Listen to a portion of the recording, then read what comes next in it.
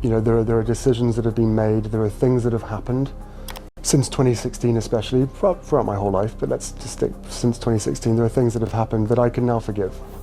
This is where the absolute chaos really started. Some past actions might have been forgiven by the old guard. But the very second King Charles draws his final breath, the entire empire. Harry and Meghan fought desperately to build totally collapses. Within 24 hours, their reality shatters into pieces. A brutal permanent plot twist with absolutely zero chance of a comeback. Prince William has been quietly plotting this counterattack for years. His endgame is already in full motion. And it is not just the rogue couple taking the hit. Archie and Lilibet are getting dragged right down into the abyss too. These are the 12 ultimate privileges they lose within 24 hours of Charles' passing. And get this, they are completely powerless to stop it.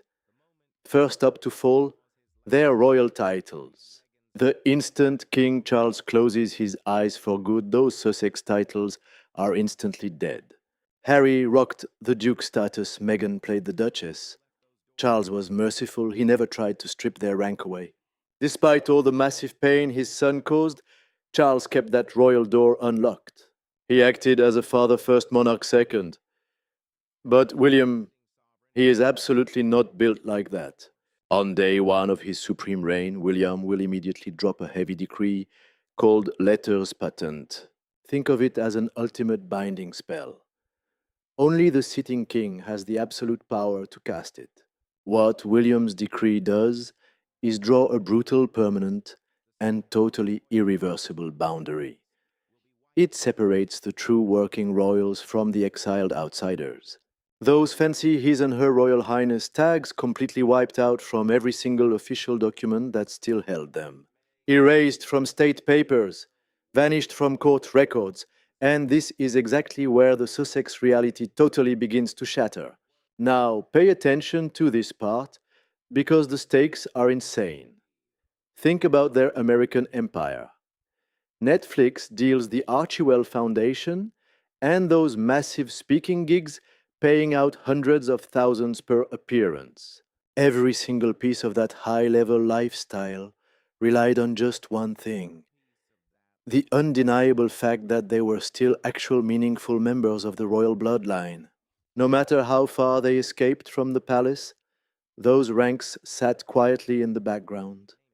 It gave their names serious gravity and inflated their brand value. Without those top-tier titles, who even are Harry and Meghan, what exactly is their product? Let that sink in deeply. Because those elite corporate partners writing massive checks, they are definitely about to reconsider everything. Once William officially obliterates that royal foundation, the brutal questions start pouring in. Contracts signed in their old golden era now have to survive a completely ruthless new reality. Those VIP doors that used to instantly fly open at their name, they are about to feel incredibly heavy and locked tight. And according to palace insiders, William is absolutely not flying blind here. He is prepared. His legal squad literally spent years forging decree language so airtight it would be utterly impossible to challenge. Yes, even in California, every single legal loophole was found and totally sealed, shut way before Charles faded. William did not just wing this strategy, he masterminded it in the shadows for years. And Harry and Meghan, they are about to feel exactly how crushing this trap is. You feel that tension right now? Let's talk about the kids. The fate awaiting Archie and Lilibet is a brutal scar that will never heal. These are completely innocent kids who did absolutely nothing wrong. Born straight into a massive royal blood feud they never created and who are about to have their entire royal identities completely dismantled. When Charles took the throne in 2022, an ancient rule automatically leveled up his grandkids to prince and princess rank. For the exiled duo, those titles were hard proof that, despite the epic fallout and that explosive Oprah interview exposing dark family secrets, little Archie and Lilibet still belonged to an ancient, powerful legacy. But within William's first 24 hours, all that proof just begins fading away. William can release a court circular, basically the palace's daily operational log, and simply erase the royal tags for the Sussex kids. No dramatic warning, no big formal announcement needed. The titles just vanish into thin air. So what are the kids left holding? Well, Archie would be downgraded to Earl of Dumbarton and Lilibet, to Lady Mountbatten Windsor. Just regular private citizens with a crazy, legendary bloodline but zero actual royal authority in the British system. Remember, Meghan fought with everything in her arsenal just to lock down those prince and princess tears before Charles was crowned. We are talking intense documented clashes between her camp and the palace elites over this. She pushed incredibly hard. She made it personal and won that war. But trust me, you and I know that when William takes power, her victory bleeds out. Stick with me here. Everything gets quietly destroyed. If Harry challenges this in court, he walks right into a perfectly set constitutional trap. Because honestly, how can a guy who loudly rage quit the working royal life suddenly tell a judge his kids absolutely deserve the exact same royal status he totally rejected and abandoned? Now let us talk money. Everyone thinks Harry and Meghan are basically financially invincible. People always point straight to that massive Netflix deal, supposedly worth around $100 million. They see the Spotify contract speaking fees and the huge book advance. It seems like an unstoppable empire from the outside. But beneath all that flashy wealth, the whole structure sat on a hidden financial foundation that is about to vanish forever. For years, Harry actually had a secret financial lifeline that basically nobody knew existed. The Duchy of Cornwall? Picture a massive, insanely rich collection of premium lands and properties that generates millions in pure profit strictly for the heir to the throne.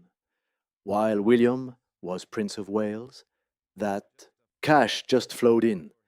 And King Charles was quietly taking a massive chunk of it, sending it straight to Harry. No press. Release.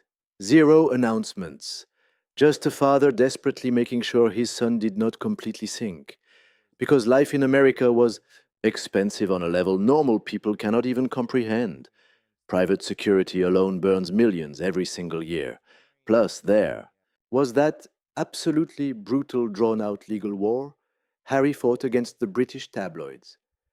That alone was draining his accounts at a terrifying speed. Plus the crazy costs of running that Montecito mansion.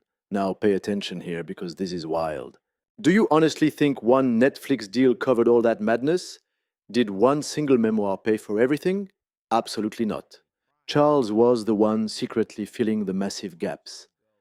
A king acting tough in public, but slipping major cash to his exiled son behind closed doors. He just could not let him drown financially. Underneath all the intense royal drama that was their real dynamic. But now that safety net is gone, the Duchy of Cornwall belongs totally to William. And let me tell you, William is not his father. Those quiet life-saving checks keeping Harry afloat, they instantly stopped the exact second Charles drew his last breath. Enter the new king. William has zero legal obligation, zero moral pressure, and absolutely no emotional desire to send a single pound of his wealth to his brother. The exact moment William takes the throne, every secret financial deal Charles kept running between the palace and Harry in Montecito gets dragged into the light and scrutinized hard, and then slashed to zero. Every single one. Sure, Harry inherited millions from Princess Diana. He got a massive payout from the Queen Mother, too. That cash is very real. You and I both know the harsh truth about inheritance, and Harry is about to learn it the hard way. It never grows back. Every single time you spend it, the pile shrinks.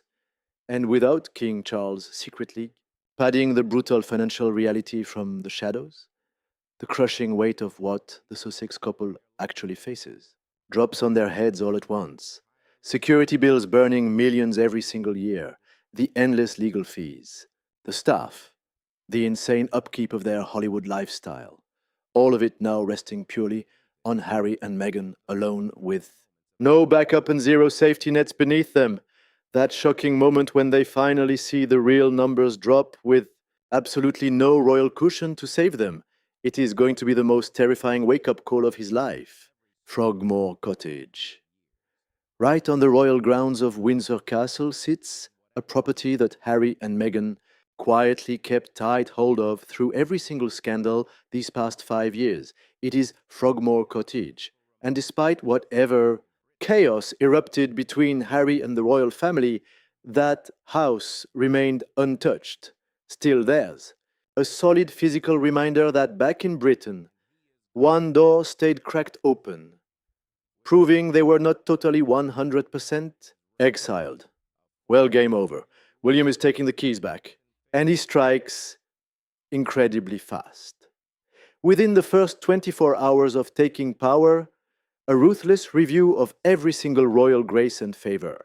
Residence on the Crown Estate triggers automatically, and the absolute rule deciding who actually gets to live in those properties is brutally simple. You are either an active working member of the royal bloodline, pulling daily duties with a completely loyal relationship with the palace, or you are evicted. Harry and Meghan are permanent California residents now. They have zero active royal duties whatsoever. They spent years standing before global cameras and hot microphones, loudly exposing the royal institution as toxic, utterly cruel, and mentally destructive. They failed the new standard completely, not even close to qualifying. What drops next is a quiet letter processed through the palace lawyers. Very politely worded, but absolutely final. And that is where we leave it, Harry getting one short window to pack his remaining belongings. The door locks permanently, and stick with me here because this is where the loss truly cuts straight to the bone. Frogmore Cottage was just sitting there completely dead and empty for almost 3 whole years. Harry and Meghan hardly ever stepped foot inside. They'd just fly in, make an appearance, then vanish. But the massive cost of keeping that property running, the daily upkeep, the staffing, the heating and hardcore security on royal grounds, all of that was being quietly paid for by the Crown Estate this whole time. The exact same Crown Estate that Harry and Meghan were publicly blasting as toxic, hostile, and completely destroying their mental health. The palace was literally paying to keep the lights on while the couple sat on national television telling the entire world how much that very same institution ruined their lives. When Harry and Meghan eventually touched down in London for Charles's funeral, there won't be any safe, familiar home waiting.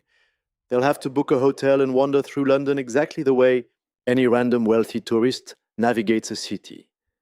A place that has completely slammed its royal doors shut on them. Now state security. Out of everything Harry desperately fought for after abandoning his royal duties, absolutely nothing has drained more of his time, millions of dollars in raw, emotional agony, than his relentless battle for police protection in the United Kingdom. Now, watch this part closely. Harry argued in court that his British security situation is uniquely dangerous. Well, he lost the case completely, but Harry refuses to back down. He appealed the decision, speaking out publicly with this raw, barely contained anger about the pure terror of bringing his kids to their homeland without the heavy armed protection he believes the state absolutely owes him. And through all this chaos, he always had one ultimate trump card to play the fact that, as the son of the reigning king, his personal safety was deeply tied to the crown's interests. But the exact second Charles passes away, that excuse instantly dies with him. Harry won't be the king's son anymore. He'll just be the exiled non-working brother of the new king. A regular guy living out in California who wrote a brutal memoir completely dragging the royal family making any future government security favors politically impossible to justify. Now, the powerful committee that makes these massive decisions is known as RAVEC, which literally stands for the Executive Committee for the Protection of Royalty and Public Figures. They hold regular meetings to ruthlessly judge exactly who deserves state funded bodyguards and under what specific rules. The very first day William takes the throne, an automatic security review gets triggered. And let's be real, the final outcome isn't in any doubt whatsoever. Harry's VIP pass for taxpayer funded police bodyguards in the UK absolutely will not survive the brutal power shift. To his brother's rule, you see it too, right? What makes this not just deeply historic, but genuinely terrifying is a hidden detail the mainstream media almost never talks about. Harry's expensive American security team absolutely cannot legally carry guns anywhere on British soil. That isn't just some tiny loophole. That means that if Harry shows up to Charles's funeral, completely surrounded by hundreds of thousands of strangers swarming London, inside a city where he has actually received multiple confirmed death threats, the very men protecting him will be completely unarmed. They'll be forced to operate entirely outside the royal safe zone with zero connection to the Metropolitan Police and totally weaponless during one of the most dangerous public spectacles on earth. Back at Queen Elizabeth's funeral, there were frantic, desperate backroom deals happening 48 hours before the event, begging for temporary armed backup for Harry.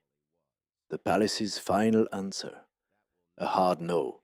He walked into that funeral fully aware he was left defenseless in a way no other royal family member was. Once King William takes over, this won't be some sudden crisis. They can quietly negotiate behind closed doors anymore. It will just become the permanent, unbreakable rule. Now, the military uniform. Prince Harry survived 2 intense combat tours over in Afghanistan. He piloted Apache, attack helicopters right through active war zones. The man earned his medals in the bloody dirt, not at some party.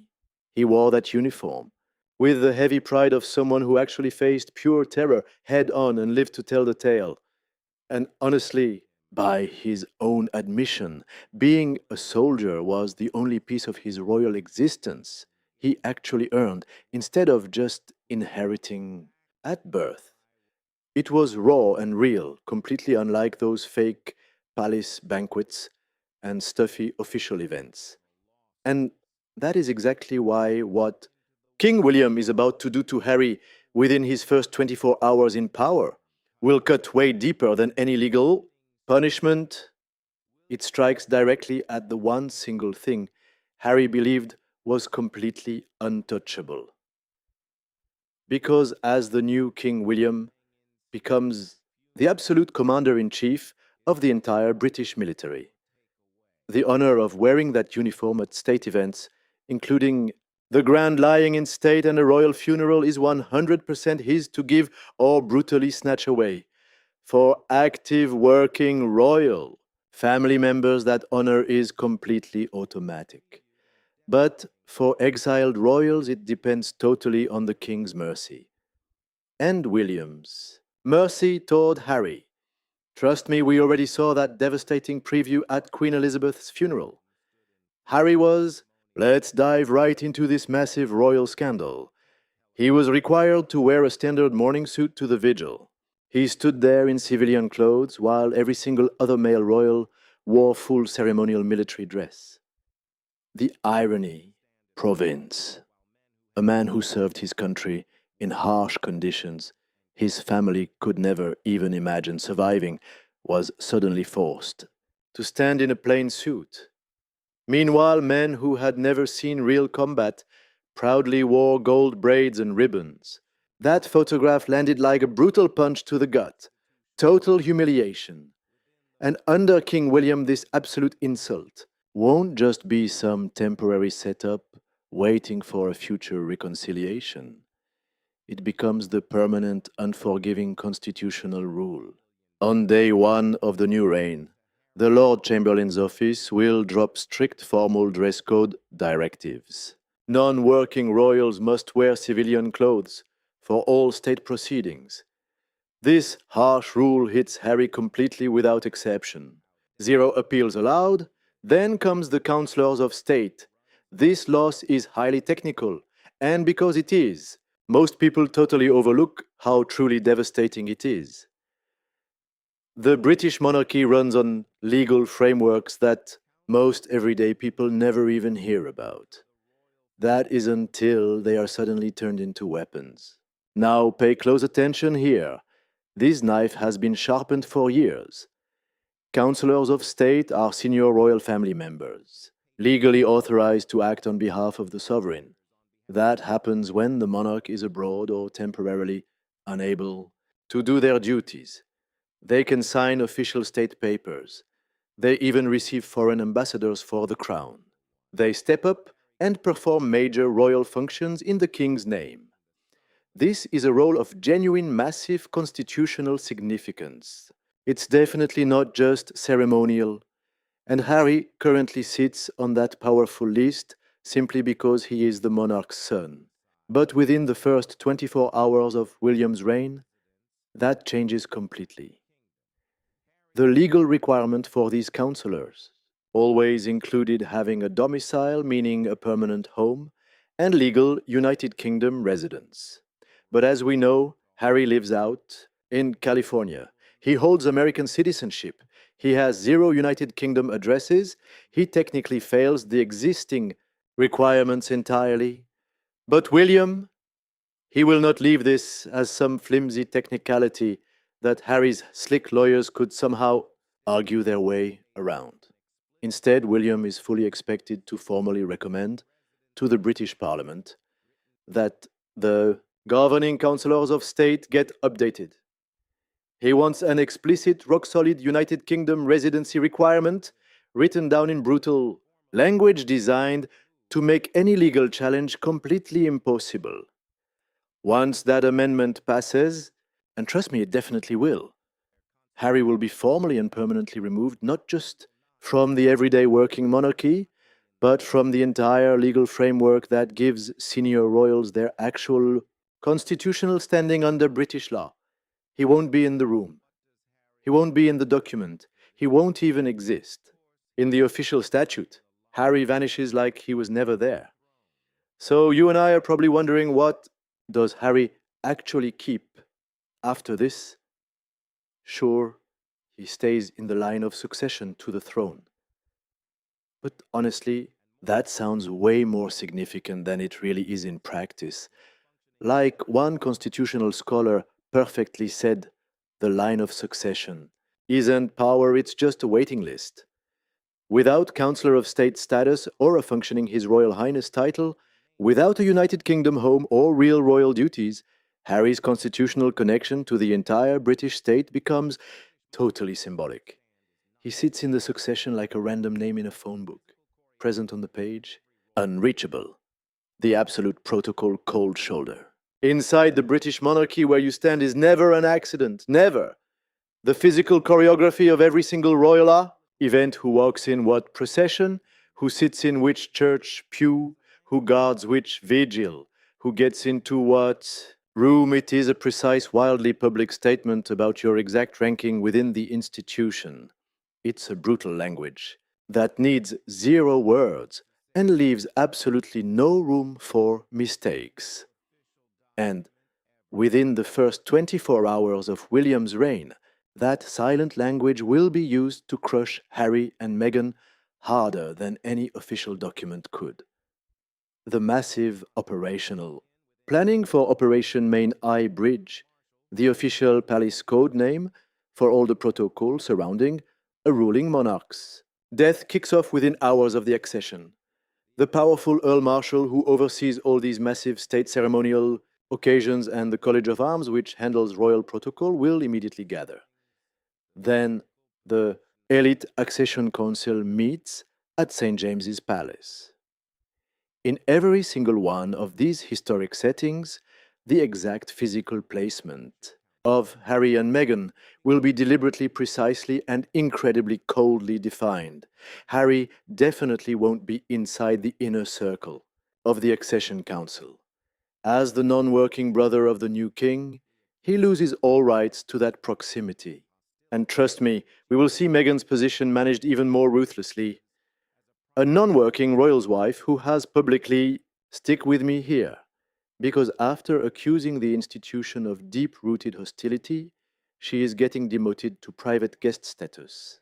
She is no longer recognized as real royal blood. So what happens when those cameras start rolling and the entire world watches Harry and Meghan? They might not even get to walk in that main procession behind the coffin. Instead, they get sidelined, pushed into a vehicle, while the actual working royals march proudly on foot through London. Those epic images are exactly what gets broadcast to hundreds of millions of viewers globally. Inside the chapel, their seating arrangement is completely ruthless, kept visible but stripped of all importance. Those massive moments, defining the succession with the core family gathering right on the steps of Windsor, the private prayers and that intimate vigil, they simply will not be invited. But the palace will not announce a single thing. Zero statements, zero press releases, no explanations whatsoever. This cold exclusion will only become obvious through the photographs. That empty gap between where Harry stands now versus where he used to be. And looking at Meghan's face, navigating a ceremony, treating her like some distinguished visitor to an empire she once almost belonged to. Now, the official record. There is a terrifyingly specific kind of erasure here. An erasure that stays totally silent. No screaming confrontations, no public statements, absolutely no dramatic explosive moments for people to point at and argue over. It just happens quietly. An updated website here, a tiny revision to an official document there, a sudden missing name from a list they used to dominate.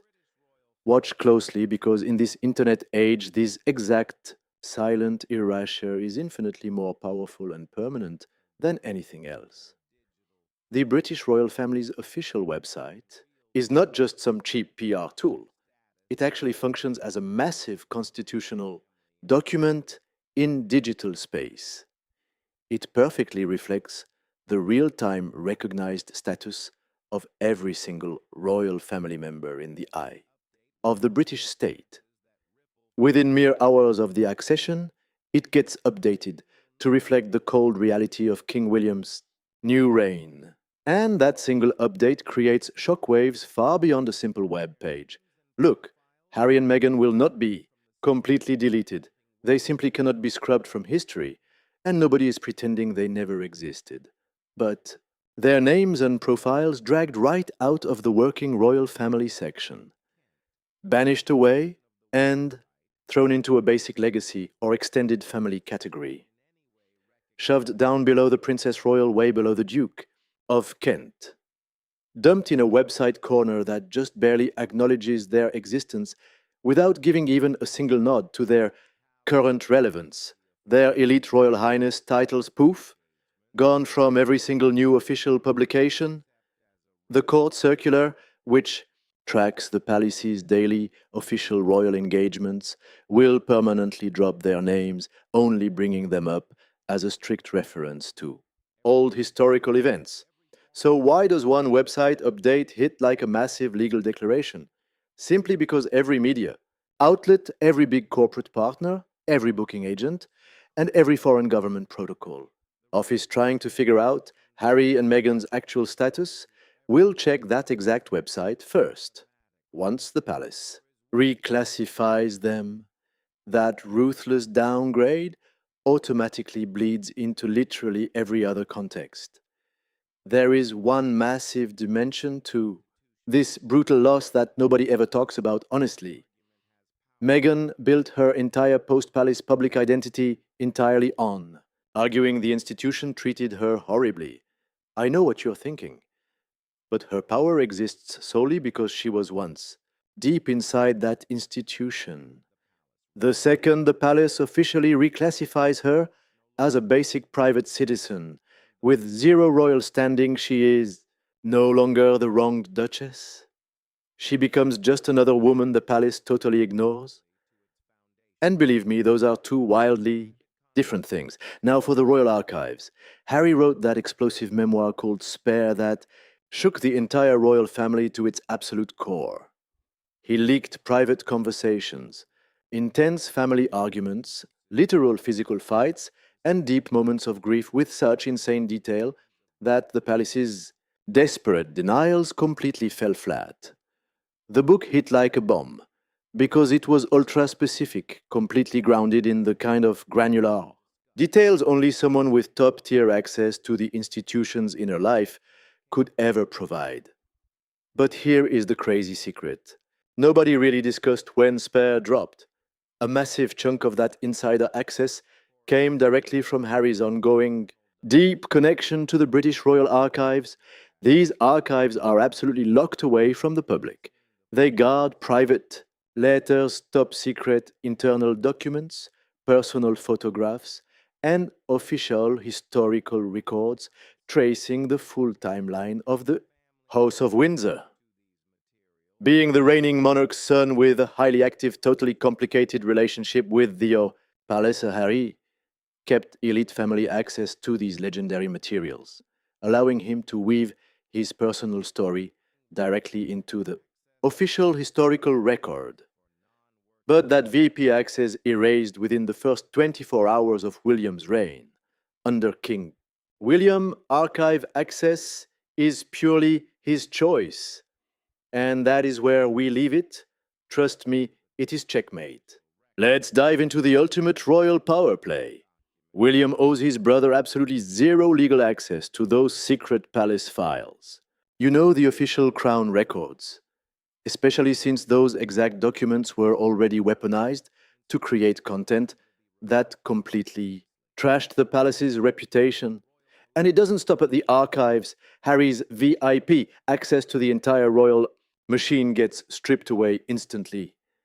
The royal carriages, the priceless historic art collections, the rare artifacts, the elite private travel logistics, and the massive staff resources that active royals just expect to use?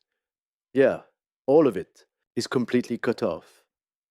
If Harry actually wants to see a family painting now, he'll literally have to buy a ticket like a regular tourist. Now let's talk about the Sussex office.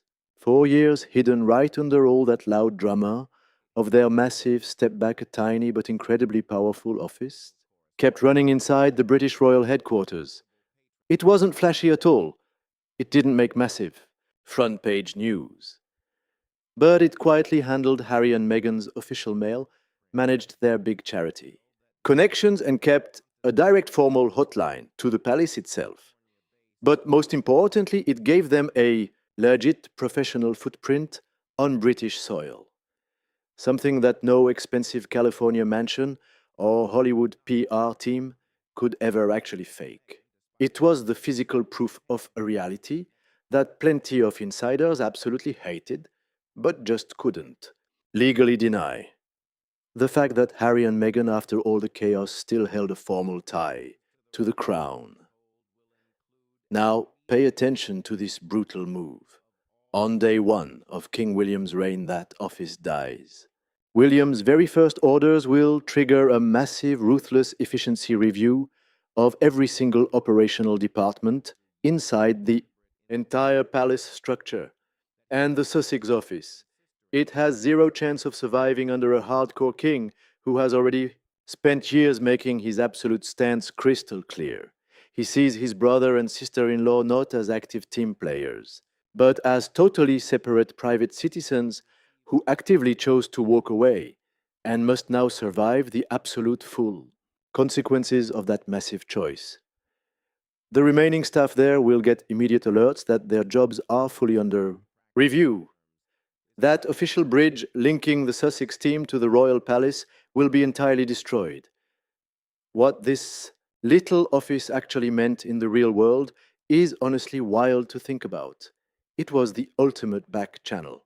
It was the literal safety net that let Harry and Meghan, in extreme emergencies, push messages through secure official royal pipelines straight to the British government, major Commonwealth leaders, and high-level diplomatic VIPs all over the globe. It was the golden thread tying their Hollywood brand to the heavy institutional power of the British Crown. No massive Netflix deal can buy that. No American charity can fake it. Once that door slams shut, the Sussex brand becomes, in every legal and literal way, just a regular American business with zero institutional backing from the British monarchy at all. And the harsh question of what their brand is actually worth without that royal magic is something their corporate partners are going to start asking quietly and extremely fast. We all know exile is brutal, but it hides a secret door. And it exists. Not because someone promised to unlock it, and definitely not because there is a master plan or some grand formal reconciliation, healing process happening behind the scenes. It exists simply because it isn't completely locked yet. As long as it's open, exile remains a choice. A horribly painful choice, maybe even permanent in the real world, but still just a choice. But the second that Doctor completely vanishes, exile becomes something else entirely, it becomes a prison sentence. Under King Charles, there is absolutely still a door that hasn't opened. But Charles made his stance incredibly clear through his secret messengers, through the clever, vague wording in his public speeches, and through the huge fact that he never actually stripped his son of every single royal title he legally could have taken. He never totally wrote Harry off. A tiny flame still burns, no matter how weak or painful. But William, he will crush that flame within 24 hours of taking power, not with blind rage, not with a loud press release, and zero dramatic showdowns that the media could film or quote. He'll kill it completely through the brutal combination of all these 12 massive losses.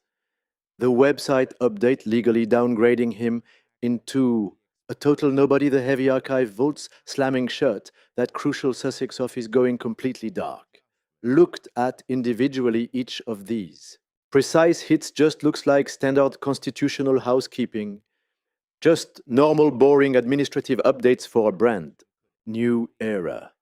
But combined together, they create an absolute devastating wall that is much more final than any single act of public rejection ever could be. Harry walked away from the royal bloodline in 2020 for freedom, to live on his terms, to build something real. So, what do you and I take from this? He built freedom, but permanently locked himself out. Stick with me. He's still defined by the empire he abandoned. His brand relies on his closeness to the throne. Even his kids' identities are locked to the royal titles he rejected.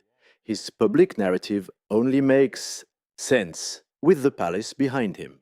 Now, pay attention. Without King Charles as the living, breathing lifeline to all of that royal world, Prince Harry's absolute last bridge back home is completely burned.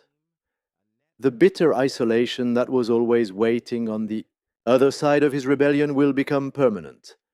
And get this, no expensive legal team, massive Netflix contract, or fancy Archie foundation on earth changes that. Wild, right?